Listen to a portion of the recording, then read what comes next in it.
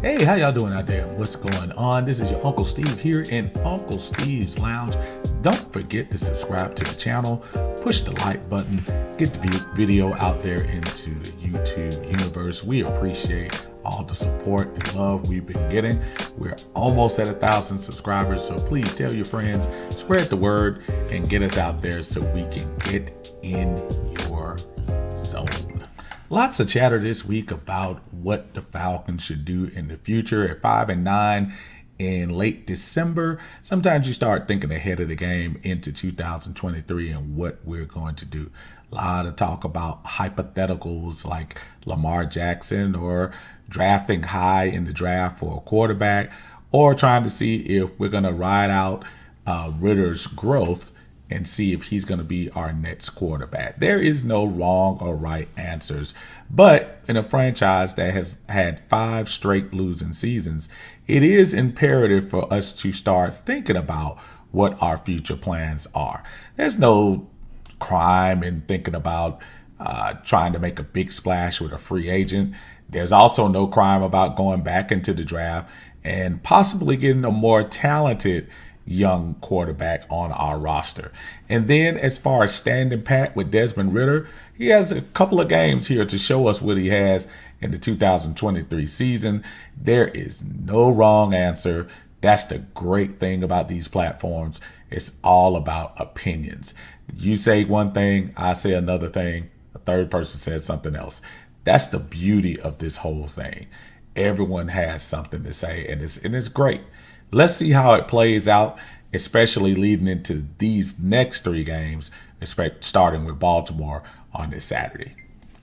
Believe it or not, folks, the Atlanta Falcons are mathematically still in the playoff race. We are 1 game behind Tampa Bay right now and tied for second with New Orleans and Carolina. Keeping in mind that New Orleans has a head-to-head over us because of their 2-0 sweep, and Carolina has advantage over us because of their division record this year.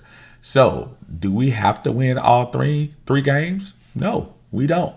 It would be nice to start with a win here, but just because Atlanta would lose to Baltimore, it would not be the end of the road for the Atlanta Falcons. Now, if Tampa Bay ends up sweeping, it'll be a moot point by the end of the year, but there is still hope. That doesn't mean start saving up for those playoff tickets, but mathematically there still is a chance. Let's get right into the week 16 games this week, starting off with the Detroit Lions at 7-7, going to Carolina at 5-9. Carolina Panthers still very much alive in the NFC South division race, and matter of fact, they have the best division record going right now, so they kind of control their own destiny with Tampa Bay and New Orleans still left on the slate of games. But in this particular game, I like the Fighting Dan Campbell's. Detroit Lions have come a long way, started off a little slow. They're back to 500.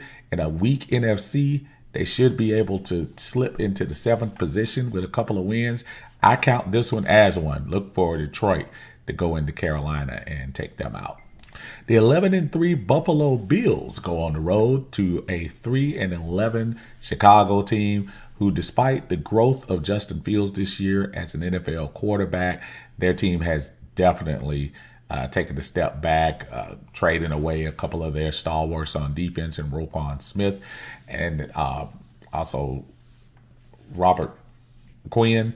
So I'm not sure if Chicago is ready for prime time tomorrow. I think the Bills are going to roll. Look for them to win by at least 2 touchdowns. The 5-9 New Orleans Saints hobble into Cleveland to take on the 6-8 Cleveland Browns. New Orleans still embroiled in the NFC South division race. However, they are going in limping with Jarvis Landry and Chris Olave both already ruled out for the game. Cleveland, who it's come off to a little rough start with Deshaun Watson back in the saddle at quarterback. But I do think this is one of those games that they could get well. I look for Cleveland to take out the Saints, while the Saints' chances of winning the NFC South might be going down in the tank with these injuries. Look for Cleveland to win by at least a touchdown. The Seattle Seahawks travel to Kansas City in what used to be an AFC West showdown. Now is the Seattle Seahawks at 7-7, fighting for that 7th playoff position. They've lost 4 of their last 5, kind of fallen off in the NFC race, but there is still a very good chance that they can make it if they can turn their schedule around. The problem is they're playing an 11-3 Chiefs team who is battling Buffalo for that number 1 seed in the AFC. They're at home. I just look for Kansas City to do Kansas City things. If Patrick Mahomes can walk, I think there's no way they're going to lose the game against Seattle. Look for Kansas City to win big in Kansas City. In one of the bigger games in the NFC this week, the New York Giants, after a very controversial win against the Washington Commanders, traveled to Minnesota to take on the super lucky Minnesota Vikings, who came back from that 33-0 deficit to beat the Colts last week. I don't know how many times the Vikings can do this, keep coming back. The Giants are one of those teams that, I want to have faith in them. I don't know if I'm a firm believer in Daniel Jones, but at 8-5-1, you got to give them credit. They're staying relevant. They're very close to clinching a playoffs position. I'm going to go with the upset here. I like the Giants going into Minnesota and take off a very erratic Minnesota team that seems like they really don't have a true identity right now. Yes, even at 11-3, the little schizophrenic parts where they just turn into a different team. This is where you're supposed to establish yourself coming into the playoffs. I know Minnesota's going to be there already. They've already clinched the division. Have an off chance of trying to get the number 1 seed, but that head-to-head loss against the Eagles kind of hurts. I like the Giants in the upset this week. Giants need the game a little bit more. Look for them to go on the road and get the upset at Minnesota. The worst team in the league is the Houston Texans. They have a 1-12-1 record. They go on the road and play the Titans. The Tennessee Titans, who are still technically on top of the AFC South Division, but they are dropping fast, and Ryan Tannehill was just announced that he may miss the rest of the season, which means another start for the rookie Malik Willis to give him another chance at the quarterback position to see if he can spark this team. If they're smart in Tennessee, they just run the ball with Derrick Henry. Derrick Henry always has big games against the Texans. I don't see any reason to change that formula. Look for Tennessee to roll in a game that they really need against the Houston Texans. The Washington Commanders, who are still crying foul over that loss to the New York Giants last week, travel to San Francisco and take on the legend of Brock Purdy as he goes for his 3rd straight win as the starting quarterback for the San Francisco 49ers. San Francisco 49ers defense is really carrying them right now, and they are peaking at the right time. San Francisco, I think, will roll in this game. I know Chase Young makes his debut for the season this week, but I don't think it's going to make a difference. San Francisco is on a different level right now, and I look for them to take out the Commanders in pretty easy fashion. A lot of folks had the Eagles-Cowboys matchup as one to look out for at this time of the year. But Jalen Hurts is not playing this week. The Eagles are 13-1. Cowboys are 10-4. Super low chance of Cowboys to catch them anyway for that number 1 seed. The Eagles are going to be going with Gardner Minshew, and Dallas is probably going to feast on him being back there. Now, Dallas has not been the most consistent team. That was a bad loss to the Jacksonville Jaguars last week. But I think they rebound, and without Jalen Hurts in there, look for Dallas to slip by. Not really an upset, but I think they'll be able to take out the Eagles without Jalen Hurts. In the first of 3 rare Christmas games this week, the Green Bay Packers, who are not eliminated, especially in the NFC, travel to Miami to take on the Miami Dolphins. Miami is strictly going for a wild card right now. They started the year off very hot, but have kind of come back down to earth. Still like what Miami is doing out there, mixing in the run game, and Tyreek still doing Tyreek things in Miami. I look for Miami to take out the Green Bay Packers and end the hopes of one Aaron Rodgers of making the playoffs this year. Coming into the 2022 season, this matchup seemed like it was going to be a very good one as the Denver Broncos travel into Los Angeles to take on the Rams, but both teams at 4-10 and looking forward to what next year brings. I don't think anyone is expecting a whole lot out of this one. Russell Wilson will return as the starting quarterback for this game. The Rams are down to their third string quarterback, so not a lot going on here. The return of Russell might be enough to spark them past this game. I'll say the Broncos by 3.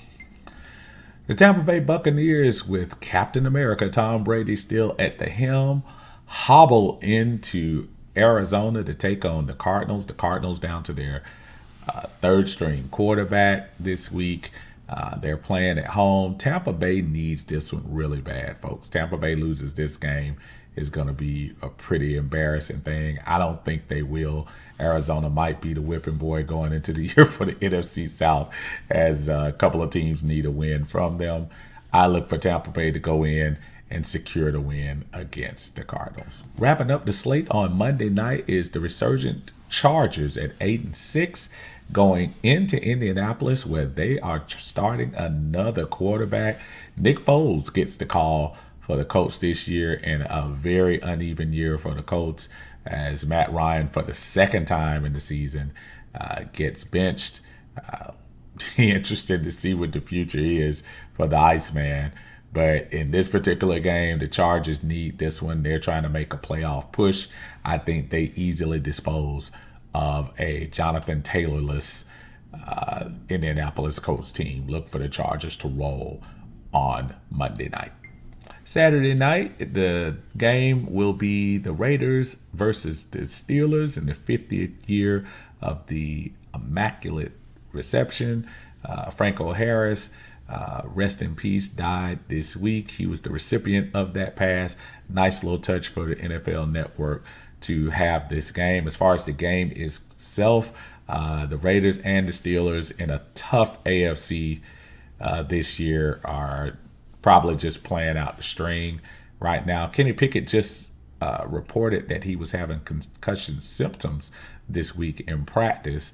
So I don't know how that's going to affect things, whether that automatically means Trubisky will be in or whether he will try to tough it out himself. Either way, I look for the Steelers, who are emotional right now at the loss of one of their greatest players. I look for the Steelers and the Steelers fans to rally behind that and defeat the Las Vegas Raiders this week. The AFC North leading Cincinnati Bengals travel to the New England Patriots, where it's going to be cold. Cincinnati is used to cold, so that's no big deal. Cincinnati needs this game. They're trying to stay atop the AFC North and clinch that. The Patriots still reeling from that horrific lateral joke last week where they lost the game against the Raiders.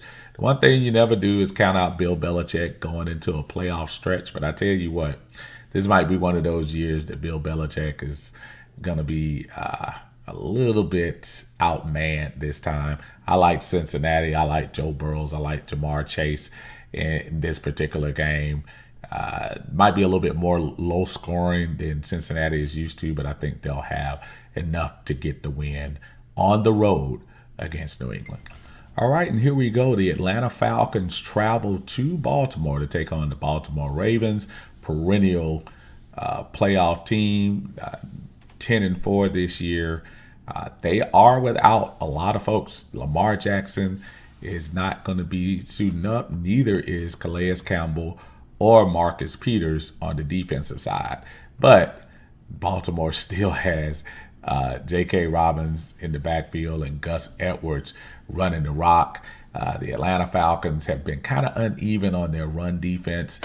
Tyler Huntley at quarterback is going to be very interesting to see how the Falcons play that. Do they go for a little man and dare them to throw the ball, or do they just stick to what they do best, and that's run the ball? I think this is going to be a game closer than people think. Desmond Ridder, this is his second go-round, again, against an imposing defense. Good way to start, so you can kind of see what the NFL is up to. Wind is going to be blowing. It's going to be cold. I think it's going to be a matter of which team runs the ball better. And I'm sitting here to tell you right now, Tyler Algier is emerging as one of the bright spots for the Atlanta Falcons going into the 2023 season. He has clearly established himself as the #1 running back. I think he's going to be able to do some great things in this game. And yes, I am going to call an upset in a very close game. I think the field goal kickers, two of the best in the league, Justin Tucker and Younghoe Koo, it's going to come down to one of them kicking in those swirly winds to get their team ahead. I'm calling for the upset. Atlanta 24, Ravens 20, in a very close game. Thanks for joining us on Uncle Steve's Lounge. We appreciate it. Please don't forget to tell your friends, subscribe to the channel, and push that like button. Get the video out into the YouTube universe so everyone can be able to enjoy our content. We're almost there at 1,000 subscribers. I appreciate everyone doing their job to help us out. Spread the word. Let them know about Uncle Steve's Lounge. We'll be here for the rest of the season and throughout the off season to update you on everything Atlanta Falcons and Atlanta sports related. Until then, we'll talk to y'all guys then. Have a Merry Christmas and enjoy yourself this holiday weekend.